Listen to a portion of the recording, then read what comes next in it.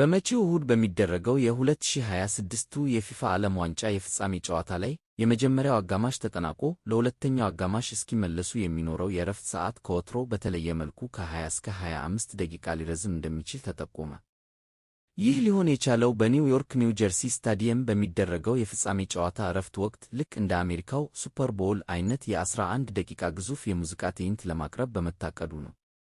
በዓለም አቀፉ የእግር ኳስ ማኅበር ቦርድ የጨዋታ ሕግ መሠረት ተጫዋቾች የሚያገኙት የእረፍት ሰዓት ከ15 ደቂቃ መብለጥ የለበትም የሚል ደንብ አለ። ይሁን እንጂ የዓለም እግር ኳስ የበላይ ጠባቂ ፊፋ ውስጥ ያሉ ምንጮች እንደገለጹት በእሁዱ ጨዋታ የእረፍቱ ጊዜ 20 ደቂቃ አካባቢ ይሆናል። አሁን ላይ ባለው አንዱ አማራጭ መደበኛውን የ15 ደቂቃ እረፍት ሰጥቶ የታቀደውን የ11 ደቂቃ የሙዚቃ ትዕይንት ማካሄድ ነው።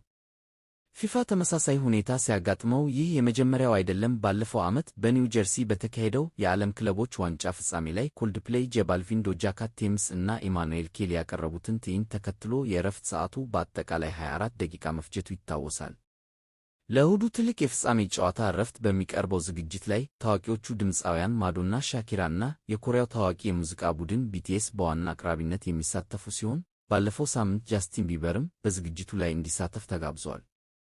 በተጨማሪም በርና ቦይ፣ ጉስታቭ ዱዳሜል እና የፒኤስ22 ቹረስ ከኮልድፕሌይ ጋር በመሆን ሥራዎቻቸውን ያቀርባሉ። አጠቃላይ ዝግጅቱን ያቀናበረው ደግሞ የኮልድፕሌይ ድምፃዊ ክሪስ ማርቲን ነው። የዓለም ዋንጫው የፍጻሜ ጨዋታ በአካባቢው አቆጣጠር ከቀኑ 9:00 ሰዓት በለንደን አቆጣጠር 8:00 ምሽት ላይ የሚጀምር ሲሆን ከዚህ አስቀድሞ ከቀኑ 7:30 ሰዓት በለንደን 6:30 ምሽት ጀምሮ ደማቅ የመዝጊያ ሥነ ሥርዓት ይካሄዳል።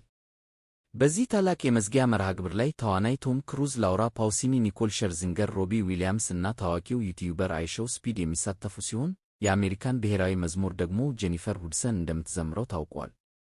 ስፔን ዛሬ በዳላስ በተደረገው የመጀመሪያው የግማሽ ፍጻሜ ጨዋታ ፈረንሳይን 2-0 በማሸነፍ ለፍጻሜው ማለፉን ያረጋገጠች ሲሆን ነገ በአትላንታ ከሚገናኙት እንግሊዝ ወይም አርጀንቲና መካከል አሸናፊውን በእሁዱ ታላቅ ፍጻሜ የምትገጥም ይሆናል።